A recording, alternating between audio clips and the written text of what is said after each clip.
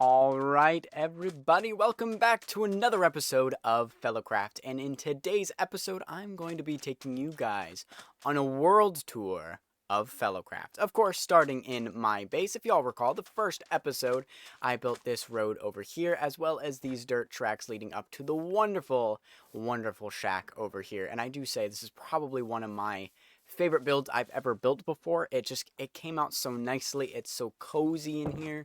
And of course, we have all the barrels for all of the storage, and it served me well. Now, on this side, if you recall, we built our very first nether portal.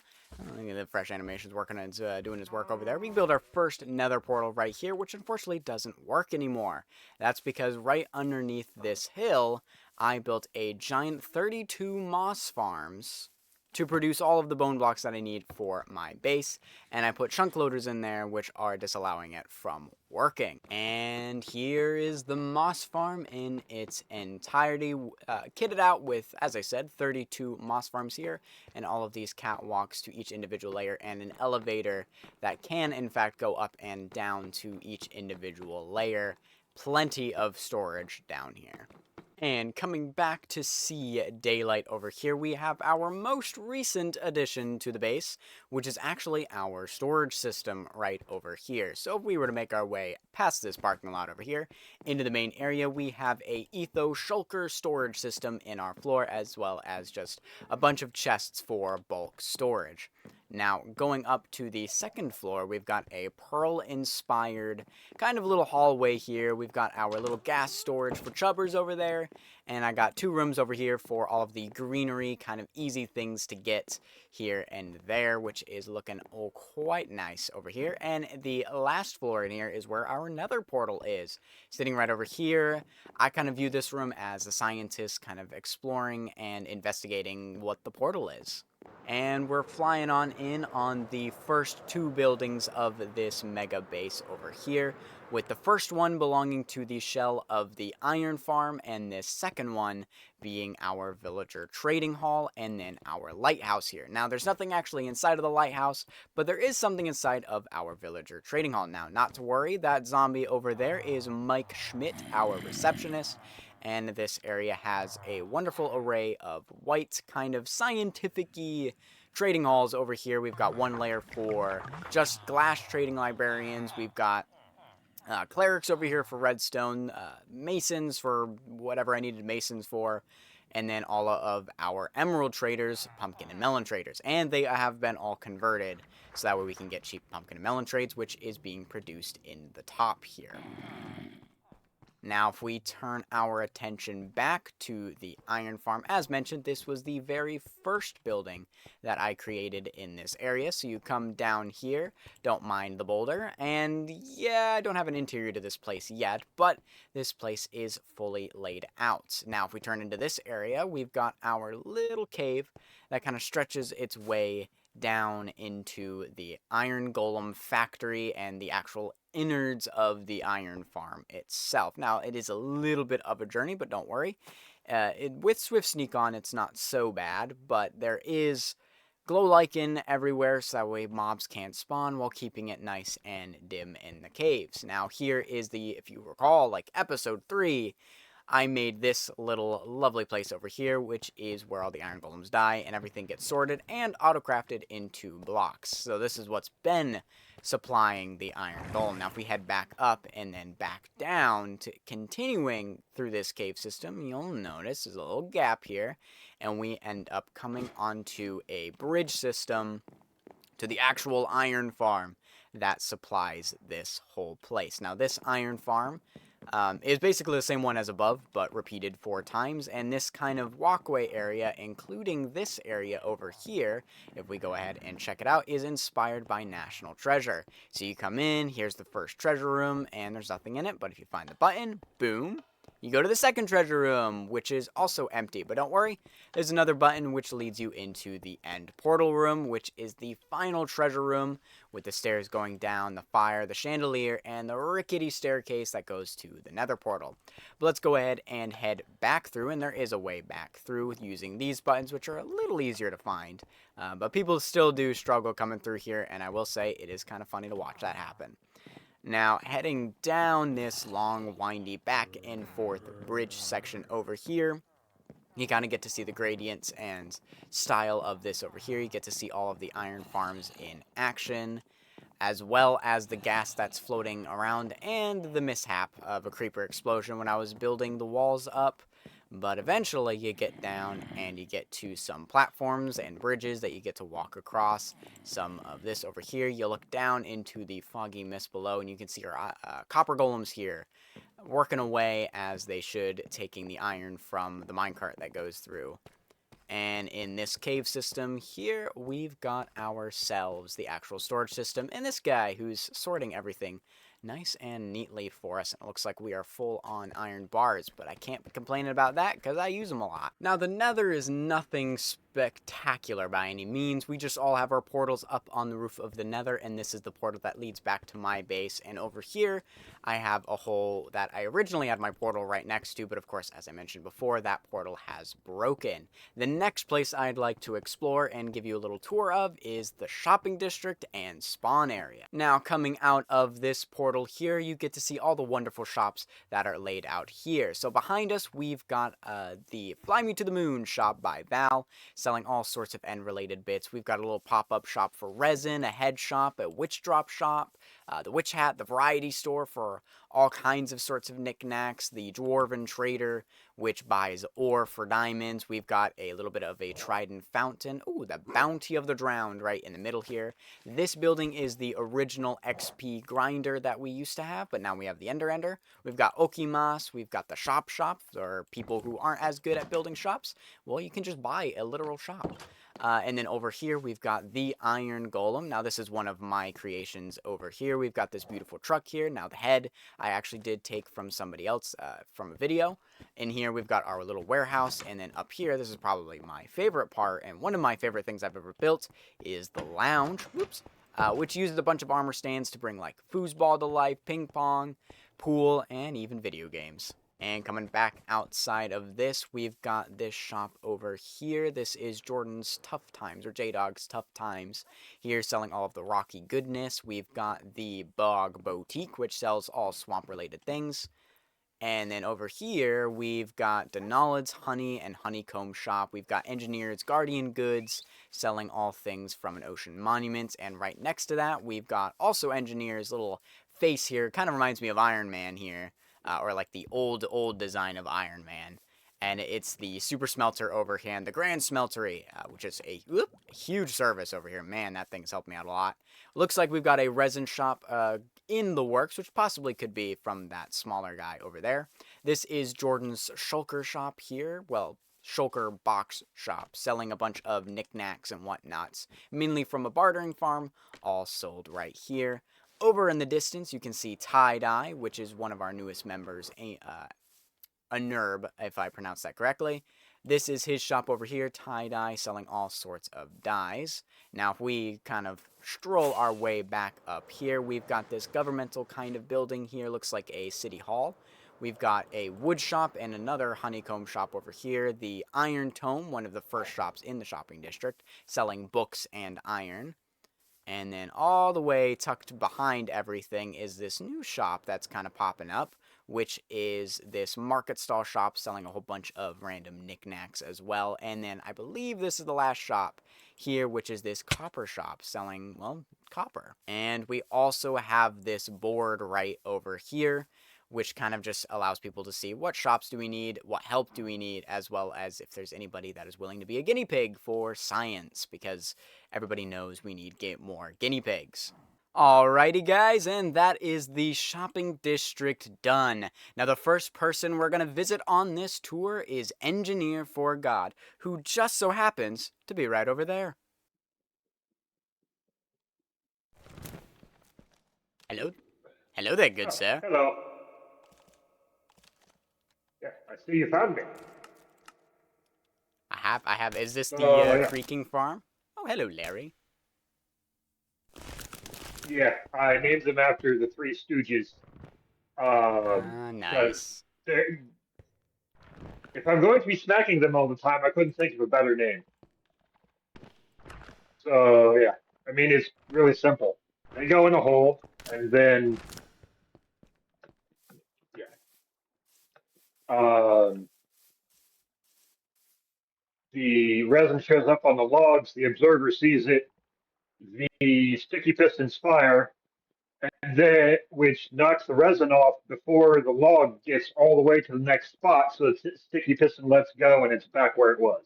Oh, nice. Oh yeah, there's what 200 some odd villagers in the long box, Whew. zombie villagers. Yeah, that'll switch the Yeah, mobs on for sure. yeah. So, um, do you know how mob switches work? If you angle it right, you can make do with two of them, and then bunk. Yeah, Very nice. yeah. So it is currently full. Not a bad problem to Well, have, I will say. yeah. I haven't. I was initially intending to put overflow protection on it, but eh. And then, honestly, the part I'm most proud about for this thing is inside the pyramid. I found a way to build an infinitely scaling one layer water funnel. Ooh. You need scaffolding and pressure plates. Pretty much, it's just concentric rings. The pressure plates on the scaffolding prevent the water from going the wrong way, and then you just and you have to cut out the corners so you don't just end up with a solid block of water. Yeah, this is fascinating. I believe it's this way somewhere. Yeah, there it is. Oh, yeah. I'm surprised I've never spotted this thing before. Ah, damn it. Hey, I made it to the ladder. Yeah, so this was fun. To save on cobblestone, I ended up uh, making uh, making sort of a mold for it, filling the mold with lava, and then covering it in water. I'm gonna head off and see who else is ready for a tour. Thank you very so much. You're on. So you wanted to see my base, eh? I did. Well, have a seat, sir, and I will show you. Because, contrary to popular belief, this is not my base. My base is up there. Oh. Far, far up in the sky. And you may already know this, but I'm pretty sure I have the only mobile base on the server. But yeah, this is the extent of my base, believe it or not. It is Yes. 7 happy guests, plus the one you're sitting on, which is the driver. So Nice. whenever I need to find something, I come over here and stand up and right click on the chest, and then I sit down once I've got what I need and go about my business. But yeah, this is the almost ready to test feed the chest monster minigame. So it's about 20,000 sorting systems, um, a couple of randomizers, and yeah, some frozen golems.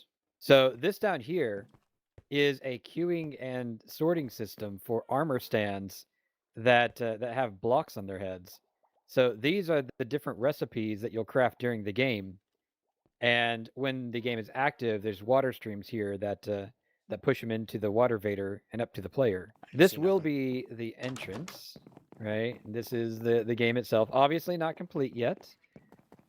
But yeah, you see, you got chests over there. You got the golem system here. You've got barrels over here, and I have one more that I haven't set up yet. I haven't exactly figured out what I want. But yeah, those armor stands go into that display system there. We've got a couple of crafters. Some of them are currently hidden. Um, And the game is basically going to be you have to craft as fast as you can, but your materials are scattered among all of these different chests and things. But this is my factory where I'm doing my redstone experiments. So if you were to look in the noodles, you would notice that this right here is actually represented inside the build, as is that up there, although it has had modifications. And then, how did you get out? Oh, you stepped on the other guy. That's fine. This over here is the sorting system for the armor stands. Over here, I've got like 4 or 5 different prototypes for the queuing system for the armor stands. And then I have an actual chest monster, which is also represented in the game, although this one is kind of accidental. Yeah, so this is my own personal ancient city that I've been using for mini games. I say personal. If anybody else wants to build a mini game here, you are welcome to. But Do you have any I've got like leftover shriekers and stuff, or did you clear those all out? There are they are almost all still intact. Oh, nice. Yeah, so if you come over here, see this right here? That's a shrieker right there. That's an original. And of course, you've seen this, like I said. I don't know if all of your audience has, but this was the first mini game that I finished. Right? This is warden fishing. Yes. Oh, this game is fun. I have been up to digging a hole. Very nice. It is a nice hole, good sir. Thank you. So if you look that way, I built a path. Nothing special. I needed more access to the swamp. It is a very nice path. So if you come in, we have the entrance hall, and we have my starter base over here. Yes, engineer was taking me through this because I think you guys started together. Yes, we did. So apparently I have removed all the beds here because I'm using them elsewhere, and I need to put them back. This is a barracks room that I'm designed for this location. So this is where the guards would sleep. This is the armory for them. Very nice. The kitchen. I like this little room. Which This is is a nice little kitchenette here. Yeah, this is where I was doing a lot of my initial cooking and smelting as well as brewing. Very nice, very nice. So maintains the original function. And this is the hangout room, which used to be my storage system. Nice. There's a little bit of storage in here, but I needed to make it actually functional for the intended purpose rather than True, yeah. just my storage. And apparently I have a chicken. So we have here the non-functional trading hall, which, yes, we've got some balloons. The idea here is that this is where trades would come in to this location, and all the merchants would be keeping track of what's coming in, what's going out, and so on. Come over to this corner right here, and there's a ladder going down. Ah, There's my bed. yes. This is the functional trading hall. So if we follow under this balloon over here, we can go down farther into the system. This is where all the ore and coal gets dumped into the smelters. Very nice. Down these large holes right here, which should have smoke coming out them, but I haven't figured a solution for that yet. And this is not just for looks, it's also functional. Because right here, that's a super smelter. That's actually I've This is never a lava-powered noticed super this chest. smelter. I've actually been in here a few times and I've never noticed the chest. Exactly. And hidden in the pile of coal is a fire. Literally, a fire of shadow, apparently. I'm You stuck. do need fire for smelting. The simple lava farm and the lava input. Very nice. And if we go down here, that lava input took a while. Oh, Because yeah, it's not one 100 chest, items. it's... oh dearie me, this is a lot of hoppers that all need to be filled with lava buckets. Oh man. So every single hopper on that line along the wall, and it goes around behind. And filters into every single furnace. And then this is what I've built recently. And we are inside the smelter and Very storage nice. room. So very simple, input here, I added the shulker input as well. And then it is a filtered by chest being full system. Nice. And then I've got the smithy over here. And this Ooh, is where I very learned nice. that I need an extremely expensive item to make this look correctly the part. Because there's no item in the game that's cheap that looks like a hammer.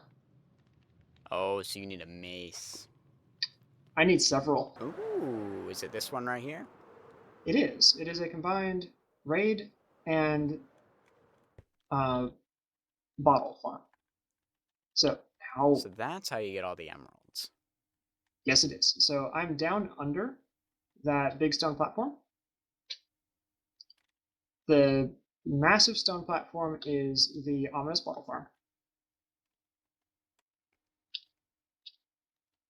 And then it is a simple killing system where they just die on campfires. So you said this was the copper farm for, I believe you guys have the copper shop, right? Yes, I do. So it's pretty simple. Down there, there's a platform of scaffolding, and there's a villager trapped underwater. So drowned will spawn and then try to get towards the villager. There's a bunch of soul sand also, which pushes them into the bubble chute. And then they come down here for the chilling chamber. So here I've got a bamboo farm, and then across from it is an orchid farm. Your basic shifting floor flower farm, but specifically for the swamp orchids. They've always been my favorite Minecraft flower. Hold on, I lost you. Okay. Oh. Very nice. Little bamboo farm here. Got a basic cactus farm over here. I just took it down to 1 level because I have a ton of cactus and no use for it. So Oh, yeah, over I here remember. is the And pond then that I this just got is finished the building. tree. I really like Mhm. this pond, how that came out. This looks really nice. Thank you. So the ziggurat back there, or the swamp temple, is currently housing my nether portal up top, and it's also surrounding my storage system. I have a back door cut into there. Don't mind that. It's not supposed to be permanent, but I've got a couple animal pens around. Quimbley back a while ago chained up a bunch of animals with leads, and I mostly just left them there. And over here is my starter house with a back porch. Okay, so before I built this, I was literally living out of chests on the island where my chickens are right now. So this is my first house. Gotcha. I also wanted to design it with lots of airflow so that it didn't get hot and muggy. So the Yeah. trapdoors and the fences all let the breeze come in. I think that ends the tour, the triple tours. I think so. Yep, this is my starting area. This was going to be where I did a big main base. It was going to be like a 1950s-ish town. And I do have like the more businessy type buildings marked out. And I did build the butcher's place. Very I nice. think the inside is a little bit decorated, although I don't think I did anything with armor stands yet. So yeah, I have the basic Ooh. counter. This was my first mine. It was a natural cave, so then I made the entrance look like a mine shaft a little bit. And this is where, down here is where Denalid built his sugarcane rocket farm. So while I'm here, I'll actually grab some of these because I need some more. But so yeah, this is Rockets. now a Denalid build that is now mine to manage and take care of. And this was an actual village, so I just moved all the villagers in here for their Right. safety. Yeah, so then we can fly this way. This is where I was going to build my house, which I might still finish it at some point. But this is my storage room down here. I have an input for items over here, and then input for whole blocks, and then if nothing ends up having a filter for it, then it just goes straight to the back to that pillar of chests. Very nice. So I have the blocks labeled with the blocks in the floor, and then everything else is labeled with the sign. So The yep, amount, and then the I amount of have a stone. a little hidden backspace for once we did get shulkers, and then this is a map of this area. Yes, I'm in love with the shelves. They make me feel like I can actually build way better I than I know, used right? to. They add so much detail by just like having that little bit pop out. Yep. Very Yeah, nice. and I really also with the texture, instead of having these flat square areas where there's not windows, I used stairs to make these Yeah. like patterns everywhere.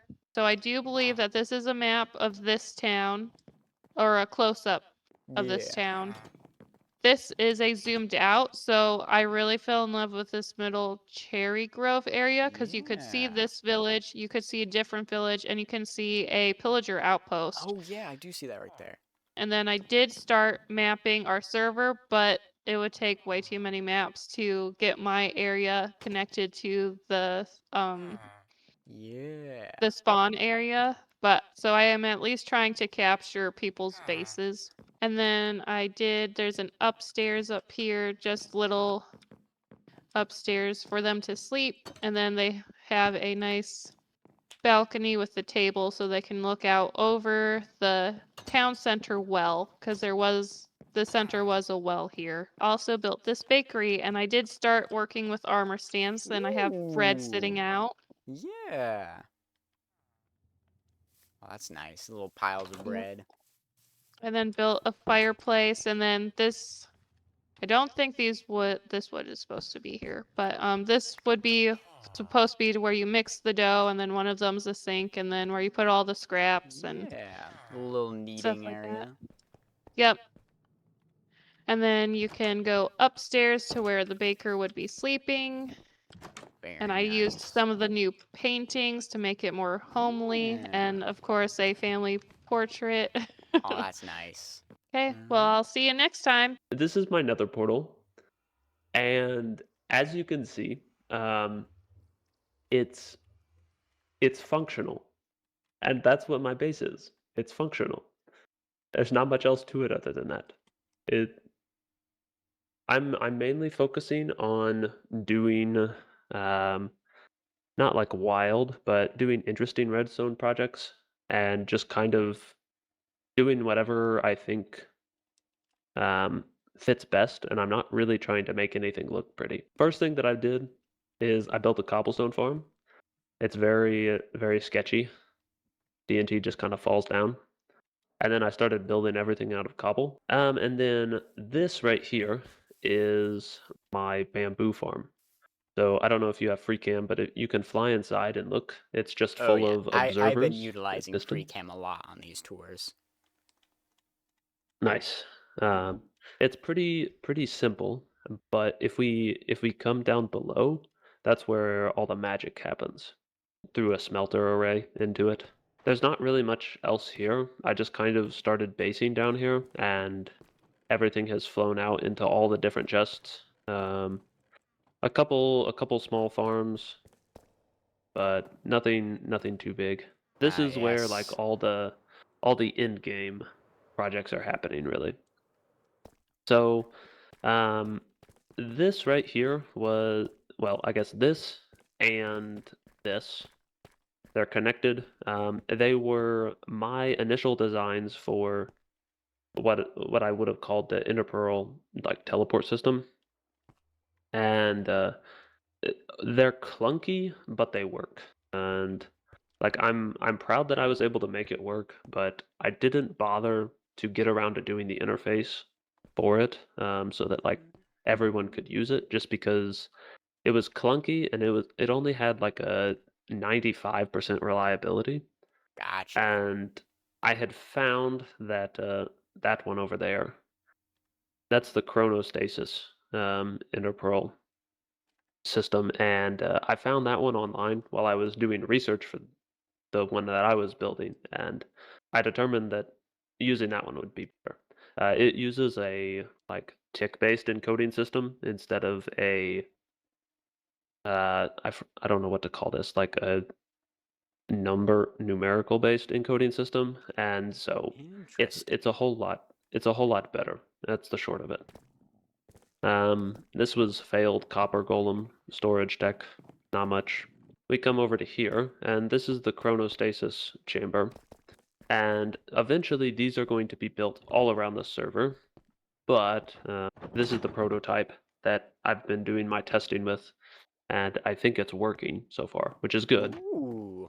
The sorting system over here. This is just everything that I've mined out. We got to be a little bit careful because the mob switch is not on. Oh, yeah. But have a good All one, right. Doug.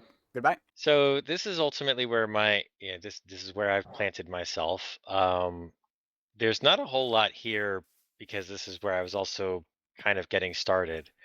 But this is where I have a plan for uh, effectively the story that I'm telling in this space. I was really looking for the the crater inside the like ice mountains thing. This is the entrance, the actual entrance to the base is going to be. So it's going to come in sort of this area where I currently have my villagers, and they're going to go away. So it's coming in, and it'll actually be going down and around. So sort of like a sloping downward, like uh, slow curve down and into the underside of the mountain, which is where everything's gonna really be. The top where I've got the like old moss, what do you call it, pale moss everywhere. And so this is going to be sort of like dead. So the idea behind the ancient villagers is sort of like this blend of technology gone wrong. What are the hanging lush caves? And so down here is where I'll have most of my like natural, quote unquote, natural farms. So like, I have my bone meal generator down in this little alcove here. I tried to sort of hide everything so that it wasn't like super visible. Just walking around, I wanted things to sort of look like a natural farm or like an organic farm kind of thing. I managed to find a pretty good meadow that had most of the like flower colors I was looking for. So I set up the world's most inefficient flower farm. Um, and basically I just feed this bone meal farm into it. Um, and this gives me most of the dyes that I need. Any dye color that it doesn't produce by default, I can actually make from combinations of the farm. So I'm not missing any colors. There's a little bit of extra manual work for the combination of some of them, but not enough that it's actually like cumbersome or anything like that. So I basically have all the primary colors plus white and black, which means I can make every dye color I need to make here. Oh, nice. Works great in single player, doesn't work great in multiplayer concrete maker. It was very efficient when I was testing it out, and then I tested it on the server, and it was like a 70% success rate. So 30% loss on concrete. With how Oof. frustrating it is to make concrete, that was not a good rate. So I'm probably going to tear this down. It's so tiny. It works, but it's also kind of lossy. Appreciate you showing me your base, and I look forward to the next time I get to see it updated and fully Yep. mountained. Welcome. This is the start of my tree. Are you building like a giant world tree kind of thing? Kinda, yeah. It's gonna go up to build limit. I'm trying to do like a secret tunnel entrance. So Ooh. it kinda blends in, but the entrance is right here. Yeah, I mean, I didn't even see this. I'd say it's pretty secret already. Yeah. That right ahead is just my resin farm. Just built it because no one was selling resin at the time. It's a This very is my cute shop, I basic will say. farms. These are my palm trees. This is I'll hold the door open. Try to. I need a better we go. door system. This is my little trading hall. Not Very much, nice. but I got mending and unbreaking. That's probably the biggest ones. This is probably the richest axolotl there is. Yep. It's right below us. If we come down here, right down here is where we kill them. Very nice. And I look forward to the tour in the future. All right. Well, have yourself a good night. All right, I'll see ya. Welcome to the manor. I have a sprawling estate that is going to be going all the way down there, kind of facing toward Fire and Shields area. And then this is the path up. This is designed to be the entrance. The path still needs some work as well. And as you can see, everything is still a work in progress. So before the season started, I built kind of the shell of the build, and now I have to, unfortunately, figure out the things that are going to make the most visual impact, because, like, the structure is good, but, like, I need to figure out what these windows are going to look like here, because this is all going to be a big bay window going up to the turret that's up top. Up here, I built in crosses across the top very nice. of the build, and then we have the little like turret situation over here, with little subtle like windows in them and such. We also have the rooftop pool area, which I super Very love. nice. And I want to have an old style kind of like Gilded Age conservatory here off the back. Ooh. A lot of what I've done so far has been actually building up the terrain and the hill. And I've recently realized that I want to make the hill have a gentler slope. So I spent months terraforming, and I'm going to go back and redo a lot of it. So the interior is, of course, the hard part for me right now, because I was not going to put all the roof on until I decided on the interior, but then it had just been sitting here for so long, and I didn't want to leave the ugly roofless base for the rest of the season, basically, if I never get the interior done. Right. So I finally put the roof on, and I'm trying to figure out how to place my interior walls, what is going to be open to the kind of like vaulted ceiling, because I really like, you can see the crosses really well in here as well if you look up. Kind of Oh, seeing them from yeah. here. I've highlighted kind of like where the cross members meet. So I'm figuring out what is first floor, second floor, and then we have, sorry, one other little detail, kind of the lore, right? I watch a ton of Downton Abbey.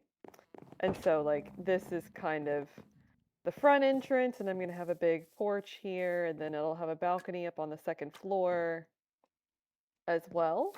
But when you come in the front door, you have kind of the area where, you know, guests would see the grand entrance, and this area probably will be open to the vaulted ceiling all the way back to the conservatory.